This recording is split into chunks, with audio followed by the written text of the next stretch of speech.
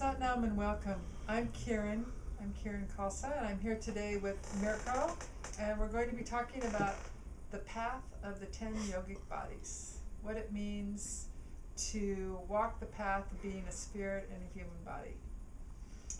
Well, Kieran, it seems like the first symbol is of a heart with the arrow going up towards the soul. And how, to me, what that represents is how through the feeling of love, we aspire towards a greater type of living and making our environment more spiritual. Right. The first step when we're born into a physical body is that our spirit or soul comes into physical form. And it comes from the field of love. So that's why the soul or spirit is represented by a heart. It's a beautiful picture. And then what we run into as we do that is the negative mind, this green circle. And those are all the things you could possibly complain about in life. Somehow our mind has a mental function, but one sometimes that doesn't feel good when we're faced with problems. Right. So the next piece that we have to work with in human form is the mind. The yogis say we have three minds: negative, positive, and neutral minds. So first we weigh the pros and cons of any situation, and then we can step back and be the observer or the witness and decide what is the best course of action. That would be this silver. That would be the neutral mind. The neutral mind. Right. To me, the neutral represents observation. Right. It's perhaps the first step in meditation. Right. And somehow through, learning to control the mind, we come to an understanding of our and identify ourselves with it and begin to control the body. And that seems to be represented by this 5-pointed star. Right, so the fifth body is the physical body. So we have a star shape, 2 arms, 2 legs, and a head. So what we say in yoga is the mind follows the breath and the body follows the mind. So when we learn to direct our mind and become masters of our mind rather than having our mind master us, now we can gain more control over the physical body. But it seems that our work in yoga is not done until we reach these other 2 states, and this one, a star with a halo on the very top. Right, and that represents our vision, or our vision of how we're going to spread light to the world, third eye. When we start spreading light to the world, we have a halo.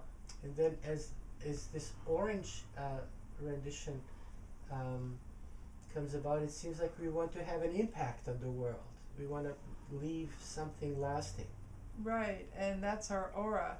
That's when we spread our light out to the world around us.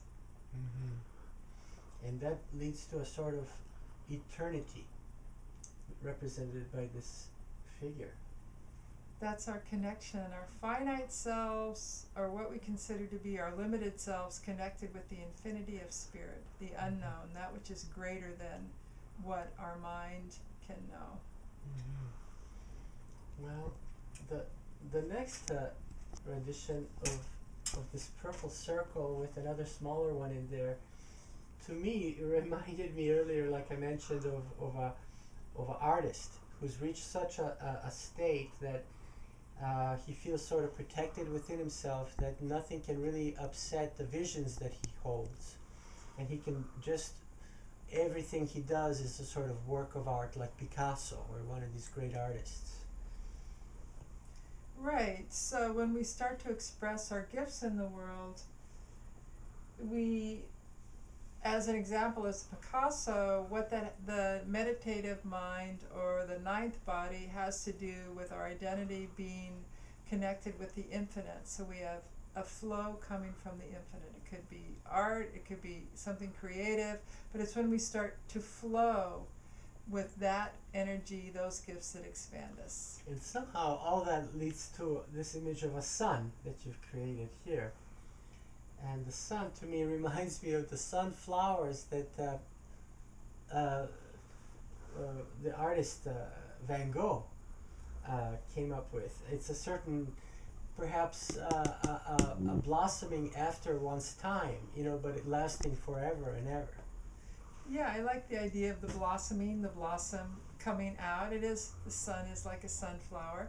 And that's when you start to radiate out and you develop charisma. And 10 is also the number of leadership. You're able to lead others. You have enough energy, enough glow, enough wisdom for others Be an to example. learn something from you. Be an example, correct, right, exactly. And the last one, it seems like a combination of the heart and the sun together. And that to me reminded me of the book Siddhartha, where the two friends, one having taken a monastic life and the other one of the world, meet finally together.